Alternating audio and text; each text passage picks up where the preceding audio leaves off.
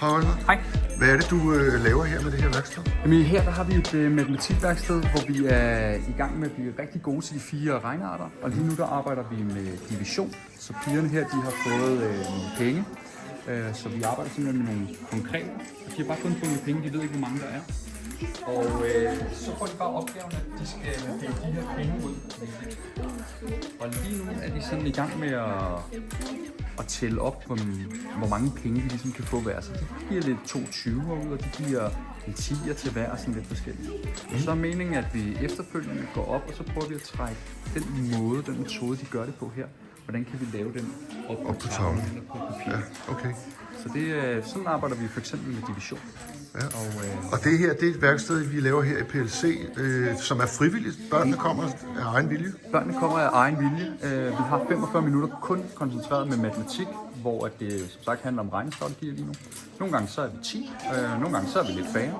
Og efter de 45 minutter, så kører vi over til noget normalt lektiecafé, og der kommer der endnu flere børn, og der er der så både hjælp til dansk, matematik og engelsk, og hvad det kunne være. Så er vi 2 voksne på heroppe, som kan hjælpe med, hvad de nu skulle have forskellige lektier.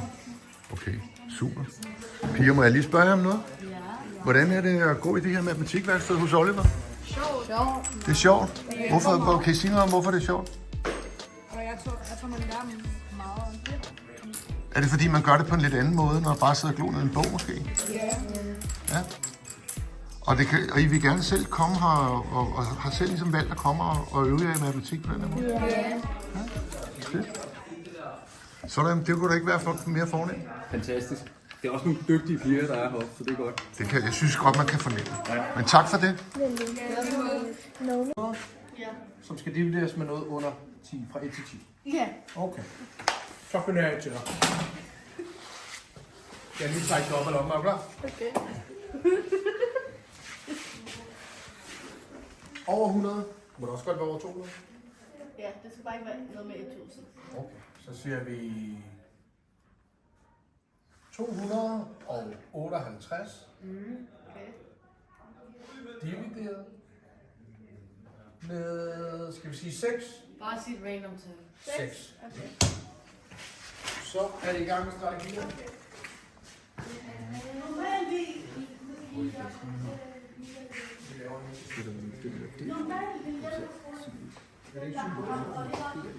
Hvad er det, I gang med at arbejde med her? Matematik. Med matematik? Ja. Okay. Og hvad laver du helt konkret nu? Jeg er i gang med at lave en cirkeldiagram. Ah, okay. Og det sidder du og bruger computeren til? Ja. Okay. Du laver regnere? Ja. Er det svært at lave regnere? Nej, ikke så meget. Det har I lært her også måske? Ja. Sejt. Så kan du trykke på det. Så er det, du kan få forskellige versioner, og så kan du trykke på en fed farve og sådan noget. Så kan det med med mig? Ja. Jeg tror, vi mangler den sidste, ikke? Har du din computer med? Hej Andreas. Hej Carsten. Med de her matematikværksteder, hvor børnene selv kommer frivilligt, hvad er det, det kan helt præcis? Jamen, det kan være med til at styrke børns lyst til at lære. Det kan være med til at give dem nogle nye regnestrategier. Og måske få dem til at få et lidt andet blik på matematik. Så det er det, vi laver heroppe og hygger med. Og så går der noget ud af, at det også er lidt hyggeligt, så det er med te og kiks og sådan noget der. Det er jo netop det, vi kalder det en fordybelsescafé. Ja. Så man kan få noget te, og man kan få en chokoladekiks, og så kan vi fordybe os i det, der måske kan være lidt udfordrende eller være lidt svært. Ja. Er det sådan, hvor velbesøgt er det, sådan, hvis du skal se over de sidste 4 gange? Hvor mange børn har sådan? I dag er der vel 10 stykker eller sådan noget, ikke? Der har været nogen, også før du kom. Så vi kan godt, på en god dag kan vi godt runde de 20, som kommer og laver enten matematik eller dansk og hygge sig med det. Okay, sejt nok. Hvad tænker du, kan det her udvikles til at blive noget, vi gør noget mere af i det kommende år? Ja, altså vi har allerede snakket med nogle lærere omkring, at de har et nyt hold, de gerne vil sende herop efter skoletid, så det er helt klart noget, vi fortsætter efter. Så vi går ikke ned på klienter? Nej, det gør vi ikke overhovedet ikke. Okay. Tværtimod, jeg tror, det kommer til at stige.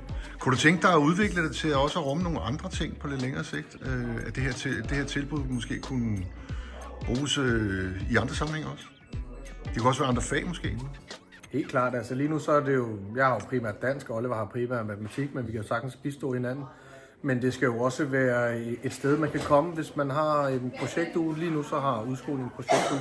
Der skal de også kunne bruge fordybelsescaféen til at komme og stille spørgsmål og være nysgerrige på det, de skal. Og hvis de er i tvivl om noget, hive fat i os, så skal vi nok stå til rådighed med den hjælp, vi kan være for dem.